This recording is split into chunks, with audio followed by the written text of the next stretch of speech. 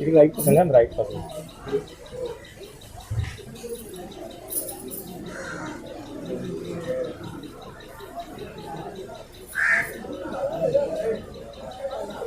Right centre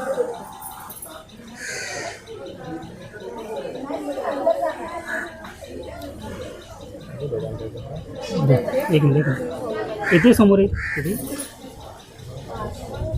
इकडे मोठं रहस्य दडलं आहे का?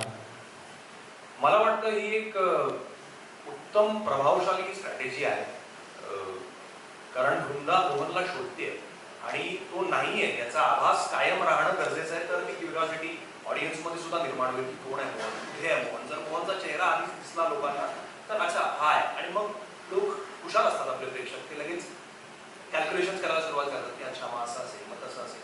सो मोहनचा चेहरा न दाखवणं ही मला वाटतं अतिशय पॉवरफुल स्ट्रॅटेजी होती, आणि त्याचा आपल्याला त्याचे रिझल्ट आपल्याला बघायला मिळतात की ऑडियन्स मधून सुद्धा ते रिव्ह्यूज येत आहेत की कोण आहे मोहन, आणि गोष्टीला त्याचा फायदा होणार आहे, त्याचा शोला फायदा होणार, कारण मग तिचं शोधणं जस्टिफाय होतं असं वाटतं. यानंतर मी पुन्हा येतोय पहिली तुझ्याकडे. तुझी व्यक्तिरेखा कथानकात कोणतं नवीन वळण आणणार आहे? जसं की म्हटलं की मी खलनायिका परफॉर्म करते आहे, तर खलनायिका म्हणून घरामध्ये प्रत्येक बाईला आपली सत्ता हवी असते, प्रत्येक बाईला हवी असते.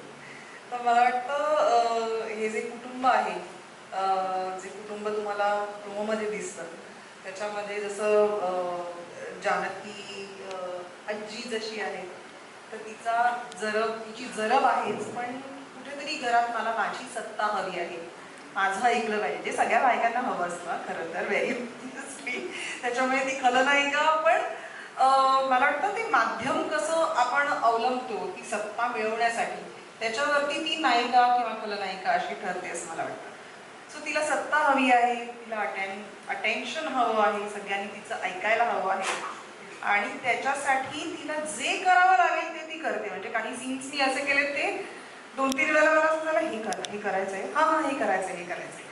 इतकी उग्र आहे ती असं मला वाटतं, ती खूप उग्र आहे. आणि म्हणजे आता हे मला जाणवतं की ही म्हणजे आपण सगळ्या पत्रकारांची गप्पा मारत असताना सुद्धा किंवा प्रोमो बघत असताना सुद्धा सगळे फार कमी हसतात आणि एकटीच हसते.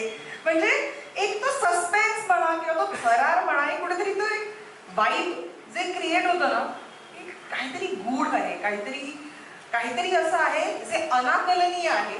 आणि जसं आता संग्राम म्हणाला तसं की ज्यावेळेला एखादी गोष्ट तुम्हाला अशी अर्धवट दाखवली जाते किंवा नाही म्हटली जाते तेव्हा ती जाणून घ्यायची जास्त इच्छा असते.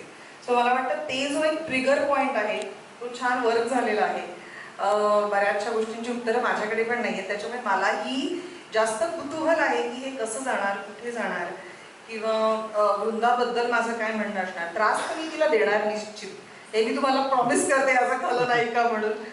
पण तिचा एक स्वतःचा प्रवास काय आहे ते बघणं देखील मला वाटतं एक काय म्हणतात इंटरेस्टचा भाग असणार आहे.